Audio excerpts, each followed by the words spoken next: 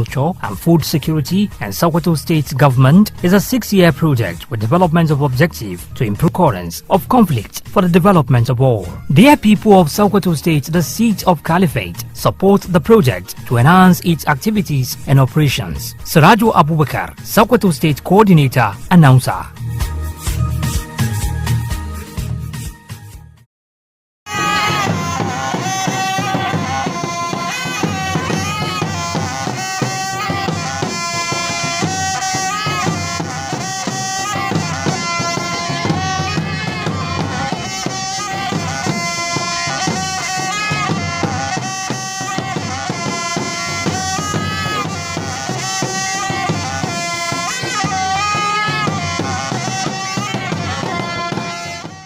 Sokoto State government intensifies efforts towards eradicating the malaria pandemic in the state.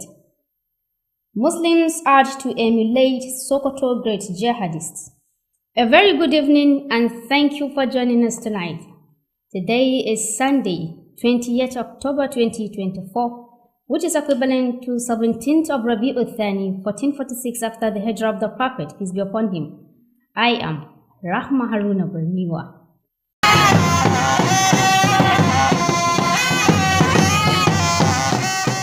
To eradicate malaria and relatable diseases in Sokoto State, the Executive Secretary of the Malaria Elimination Agency in the state, Haji Alu Hassan, has paid a supervisory visit to Kora local government area for the fourth cycle of the seasonal malaria consortium exercise in the state. The visit is aimed to confirm that health workers were diligently discharging their duties in the area. Aisha Abdullahi Aminu was there for Alu TV News. Seasonal Malaria Consortium (SMC) effectively prevents malaria in children, pregnant women, and breastfeeding mothers, particularly in high transmission regions. The Executive Secretary of Malaria Elimination Agency, Haji Alu Hassan, visited More Gidaruga Ward in Kware local government area. She inspected the hospital and homes to verify health workers' efforts and inquired if children received their doses. Hajia Hassan urged pregnant women and breastfeeding mothers to prioritize self-care by using mosquito nets and maintaining clean environments. I'm here today to call the local government for the supervision of the SMC 4th cycle, which I visited the houses to see if the children have received their SMC. So I entered the first house, the second house, all the houses that I enter, they have collected their drugs successfully. There is no any rejection or any issue. She commended the state government's commitment to health, a key aspect of Governor Ahmad Aliyu's 9-point agenda. My appreciation goes to Dr. Ahmad Aliyu, Governor of Sokoto State, who supported us 100% from the implementation of this SMC to end of this cycle, but it's going to end tomorrow. Tomorrow is the last day of our SMC. So Alhamdulillah, we thank the executive governor because he supported us to make sure that this SMC has been done well. Representative of the Sultanate Council, Musa Galadanchi, was honored to participate, ensure community compliance, and address issues by the community. The ward head of More, represented by Aliyu Abdullahi, appreciated the state government's efforts through Malaria Elimination Agency and prayed for more interventions by the agency. This visit ensures SMC's successful implementation, reducing malaria cases when combined with other preventive measures. Aisha Abdullahi Aminu, Alu TV News. The All Progressive Congress (APC) has won all 21 local government chairmanship positions and the just concluded council's election in Kogi State on Saturday. The ruling party was also declared the winner of all the 239 councillorship seats in the state The chairpersons of the Kogi State Independent Electoral Commission, Mamman Eri, announced the results, describing the local government area elections as peaceful, free, and fair. He said APC performed excellently. It cleared all the chairmanship and councillorship positions, leaving nothing to the other 18 political parties that took part in the election. The results declared at the headquarters were earlier declared at the various collation centers by the respective returning officers. Eri expressed gratitude to election officials, security personnel, observers, and journalists, acknowledging their role in ensuring a successful electoral process. He urged the winners of the election to be magnanimous in their victories to justify the Supreme Court judgment that gave the local government financial autonomy. The COSEC boss also thanked everyone who has contributed positively to the successful conduct of the elections. Similarly, the All Progressive Congress APC has cleared all 23 chairmanship and 255 councillorship seats in Saturday's local government election conducted by the Kaduna State Independent Electoral Commission. Declaring the results, the chairperson of the commission, Hajara Muhammad, said the election saw 8 political parties participating, with the APC winning 23 chairmanship positions and 255 councillorship positions. She added that the ruling APC won in the following local governments, including Birnungwari. Scholars in the state have been called upon to emulate the manner and methodology of a renowned scholar in the Caliphate, Sheikh Abdullahi bin Fodio, who was known for teaching Islamic propagation across the sub-Saharan borders in Africa. The call was made during a symposium in respect to 11th Sheikh Usman bin Fodio's week, held at the new nursing complex, Usman Tampodio University Teaching Hospital, Sokoto. Ibrahim Ahmad Aiken Allah has the rest of the story. The 11th Sheikh Usman bin Fodio Week was organized by the National Council of Muslim Youth Organizations, NOCOMU, Sokoto State Branch, in collaboration with the Sultanate Council, Sokoto, and the Muslim Student Society of Nigeria, MSSN. The week comprises a symposium for the higher institutions, convention of Muslim students, and many Islamic activities. At the symposium, many higher institutions of learning in the state have competed in reviewing and presentation of books written by Sheikh Abdullahi bin Fodio, Sheikh Uthman bin Fodio, and Sultan Muhammad Bello. The event was witnessed by the leadership of the Muslim Student Society of Nigeria, MSSN, Sokoto State Branch, officials of NACOMIO, lecturers from different higher institutions of learning, and members of the symposium committee, among others.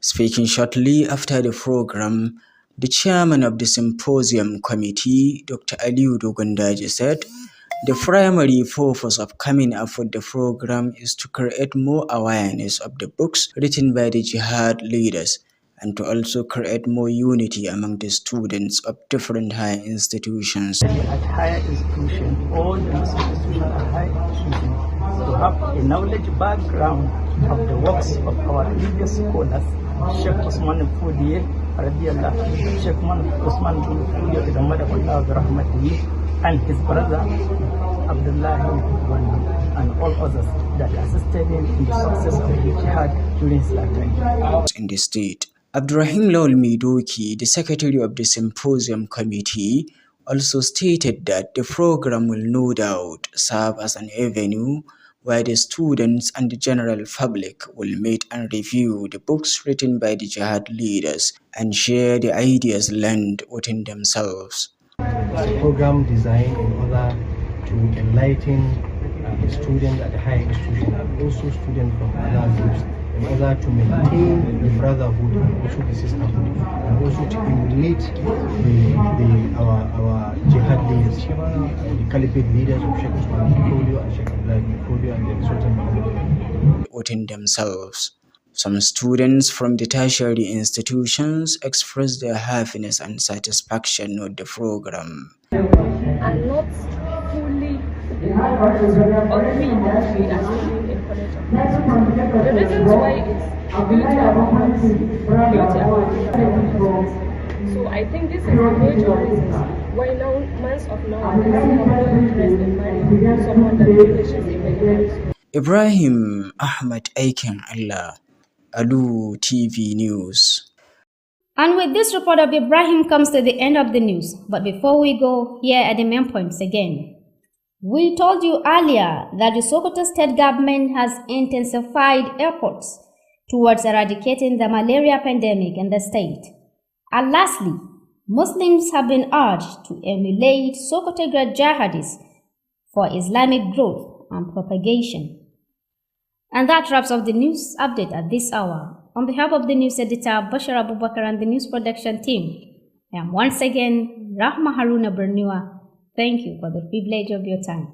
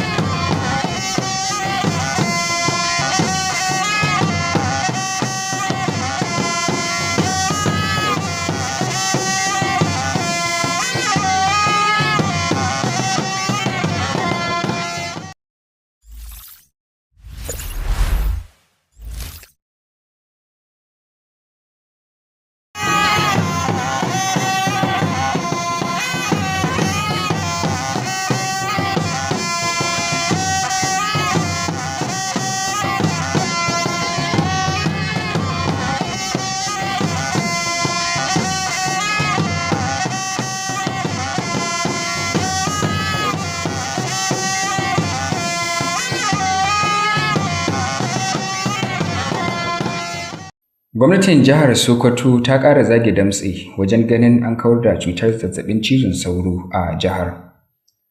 An yi kira ga malaman addinin Musulunci da su yi koyi da manyan malaman jihadi a jihar Sokoto.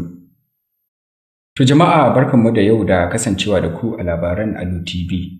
A yau Lahadi 20 ga watan Oktoba na shekarar 2000 an kawar da zazzabin cizon sauro a jihar Sokoto.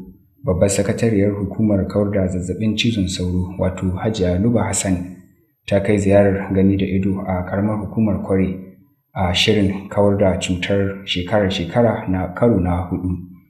Ziyarar dai na da manufar tabbatar da cewa ma'aikatan lafiya na gudanar da ayyukansu yadda ya dace. Ga cikon rahoton daga wakiliyarmu wato Aisha Abdullahi Aminu. Ƙungiyar yaƙi da zazzabin cizon sauro na zamani wato SMC tana yaƙar zazzabin cizon sauro ainun ga yara, mata masu juna biyu da kuma masu shayarwa musamman a yankunan da aka fi kamuwa da cutar. Shugaban hukumar yaƙi da zazzabin cizon sauro Hajiya Luba Hassan ta kai ziyara more gidan Rugga da ke ƙaramar hukumar Kware. A ziyarar nata dai ta shiga asibiti da wasu gidaje domin tabbatar da ƙoƙarin ma'aikatan lafiya da kuma ji daga bakin iyayen yara na tabbatar da sun karɓi magungunan bisa ƙa'ida. Hajiya Hassan ta buƙaci iyaye mata masu juna biyu da masu shayarwa da su ba da fifiko wajen kula da kansu ta hanyar amfani da gidan sauro da tsaftace muhallinsu. To alhamdulillahi duk abu ka zo ka samu aikin ka yayi kyau, ka samu ci gaba gare shi. Me yasa ni ce ka samu ci gaba gare shi? Yanzu da a ce na shiga gidaje aka zo aka ce min a'a ba a shigo aka bada magani ba, to zan ji wani iri a cikin jikina. Me yasa ni ce zan ji wani iri? Duk yaron da anka ce a ba magani, idan an bashi magani na san an bashi maganin da zai kare shi daga zazzabin cizon sauro. To rashin bada shi akwai illa, saboda yara idan ba a ba su magani na prevention na malaria ba, to dama yara ƙanani da mata masu juna biyu su suka yi zama vulnerable to wanga malaria. Ta yi addaba ƙananan yara da mata masu juna biyu. Ta yaba wa ƙoƙarin gwamnatin jihar Sokoto da irin goyon baya da ake ba wa harkokin kiwon lafiya, wani muhimmin ɓangare na ƙudurori 9 na gwamna Ahmad Aliyu. Ma'aikatan lafiya gano muke ba jiyau ba. Misali ce ganau mun gani da idanunmu. Gwargwadon hali lokacin da za a fara wannan aiki, duk wani goyon baya da aka so a basuwa ga implementation din ganin SMC gwamnan mu ya basuwa. malaria consortium sun ba da magunguna, gwamna ya yi supporting 100% bisa wanga aiki, ya tabbatar da cewa an inganta shi, an gudanar da shiya, an ba al'ummar jihar Sokoto 'ya'yansu wannan magani sun sha domin kariya ga zazzabin cizon sauro. To kin ga lokacin flag up din ya zo, kuma gaban kowa ya mana bayani cewa duk abin da an matsalolin ma'aikatan lahiya a kawo mishi ita. Kuma bayan an gama wannan mun gwada, me yasa muka ce mun gwada, muka ɗauki fayilluka na daga baya muka koma kaiwa don a ci gaba da taimakawa a yi ayyuka, kuma gurgudun hali ya amsa kuma ya yi na'am. To ke ga nasara ta babba. Wakilin Majalisar Sarkin Musulmi Musa Galadanci ya bayyana farin cikinsa na halartar taron, ya kuma ba da tabbacin cewa al'umma sun ba da haɗin kai da kuma magance matsalolin da aka samu daga wasu mutanen. Ma'aikata da shugabanni sun cewa idan abu ya zo mutane sun sani suna da matsalolinsu, kuma ba za mu iya hana su wannan bayanai a wannan complain ba, domin gaskiya ne amma ba su fahimce shi da mun ka fahimci abubuwa suke ba. Wannan an ce kariya ne, kana maganan magani, in an ce kariya ba maganin shi yasa in akwai maganin sai barka ka je, in ka ciwo ka je a kai, to amma babu shi. Kuma ita hukuma ba za ta zo ta yi zamne tana ta kallon abubuwa suna faruwa, in akwai abin za ta yi. Da haka wannan kokari da na gwamnati da sauran partners da ga cewa an rage yawa ko kuma an kawo da matsalolin da malaria ya kawo, mace-macen yara yana da yawa, har manya ma yanzu abin ya yawa. Shugaban gundumar More, wanda Aliyu Abdullahi ya wakilta, ya yaba da ƙoƙarin gwamnatin jiha da na hukumar yaƙi da zazzabin cizon sauro, sannan ya yi addu'ar Allah ya ƙara taimakon hukumar domin kawo musu ire-iren wannan taimakon. Waɗannan ziyarce-ziyarcen sun tabbatar da nasarar ƙungiyar yaƙi da zazzabin cizon sauro na zamani wato SMC, tare da rage cututtukan zazzabin cizon sauro idan aka haɗa da sauran matakan kariya. Aisha Abdullahi Aminu, labaran Alu TV. Jam'iyyar APC ta lashe dukkanin kujerun shugabannin ƙananan hukumomi 21 a zaɓen ƙananan hukumomi da ya kammala ba da jimawa ba a jihar Kogi a ranar Asabar. An kuma ayyana jam'iyyar mai mulki a matsayin wadda ta lashe dukkanin kujerun kansiloli 239 na jihar. Shugaban hukumar zaɓe mai zaman kanta ta jihar Kogi, wato KOSIK a takaice, wato Mamman Indiyeri ne ya bayyana sakamakon zaɓen, inda ya bayyana cewar an gudanar da zaɓen cikin gaskiya da adalci.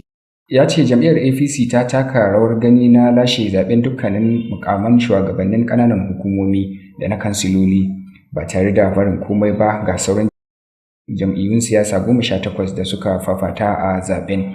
Sakamakon da aka bayyana a hedikwatar tuni da malaman zaɓe suka bayyana shi a cibiyoyin tattara zaɓe daban-daban. Indiyeri ya yaba wa malaman zaɓen da jami'an tsaro da masu sa ido da 'yan jarida a kan rawar da suka taka wajen ganin an gudanar da zaɓen cikin nasara. Ya kuma buƙaci waɗanda suka yi nasara a zaɓen da su nuna bajanta a nasarar da suka samu domin tabbatar da hukuncin kotun koli na baiwa ƙananan hukumomi cin gashin kansu. Shugaban na KOSIK ya kuma godewa ɗaukacin waɗanda suka bayar da gudunmuwarsu wajen gudanar da zaɓen cikin nasara. Haka zalika jam'iyyar APC ta lashe dukkanin kujerun shugabannin ƙananan hukumomi 23 da na kansiloli 255 a zaɓen ƙananan hukumomi da hukumar zaɓe mai zaman kanta ta jihar Kaduna wato KATSECOM a takaice ta gudanar a ranar Asabar. Da take bayyana sakamakon zaɓen, shugabar hukumar wato Hajara Muhammad ta ce zaɓen da aka gudanar jam'iyyun siyasa 8 ne suka kara a zaɓen, inda jam'iyyar APC ta samu nasarar lashe kujeru 23 na shugabannin ƙananan hukumomi da na kansiloli 255. Ta ƙara da cewa jam'iyyar APC mai mulki ta samu nasara a ƙananan hukumomin da suka haɗa da Birnin Gwari da Cikun da Igabi da Ikara da Jaba da Jema'a da Kaciya da Kaduna ta Arewa da kuma Kaduna ta Kudu. Sauran ƙananan hukumomin da jam'iyyar ta lashe a cewar shugaban sun haɗa da Kagarko, Kajuru, Ƙaura, Kowaru, Kabau, Kudan, Lere, Makarfi, Sabon Gari, Sanga, Sahar Kaduna, Obasani ya bayyana jin daɗinsa da yadda zaɓen ya gudana cikin kwanciyar hankali a faɗin jihar. Ya yi nuni da cewa an gudanar da zaɓukan gaba ɗaya cikin lumana, adalci da kwanciyar hankali, in ba da rahoton da ya zo na wasu 'yan abubuwan da ba a rasa ba a rumfunan zaɓe uku. Gwamnan ya jaddada muhimmancin zaɓen ƙananan hukumomi, inda ya bayyana gamsuwarsa irin yadda al'umma suka fito domin kaɗa ƙuri'unsu.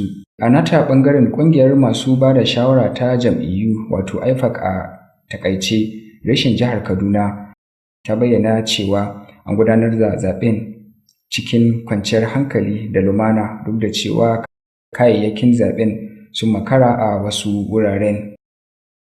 To madalla, a nan kuma an yi kira ga malaman addinin musulunci da su yi koyi da shahararren malamin nan wato Sheikh Abdullahi bin Fode, wanda ya shahara wajen yada manufar addinin musulunci a ƙasashen yankunan Afirka. An yi wannan kiran ne yayin gudanar da taron makon kasidu wanda ya gabata a ɗakin taro da ke asibitin koyarwa na Jami'ar Usman Dan Fodiyo da ke nan jihar Sokoto. Ga Ibrahim Ahmad Aikin Allah ɗauki da cikin wannan rahoton. Shi dai wannan mako na Shehu Usmanu bin Fodiyo shine karo na 11, inda Majalisar Ƙungiyoyin Matasa Musulmai reshen jihar Sokoto wato na NACOMU haɗin gwiwa da Majalisar Mai Alfarma Sarkin Musulmi da kuma da shugabannin jihadi suka rubuta. Haka zalika dai a wurin taron an fafata tsakanin wakilan makarantun gaba da sakandare da ke faɗin jihar Sokoto, inda suka yi bita akan littattafan da Mujaddadi Shehu Usmanu bin Fodiyo da kuma ƙaninsa Abdullahi Gwandu da kuma Sarkin Musulmi Muhammadu Bello suka rubuta. Wannan taron dai ya samu halartar shugaban ƙungiyar ɗalibai musulmi reshen jihar Sokoto da wakilan Majalisar Ƙungiyoyin Matasa Musulmai reshen jihar Sokoto da kuma 'yan kwamitin makon Dan Fodiyo.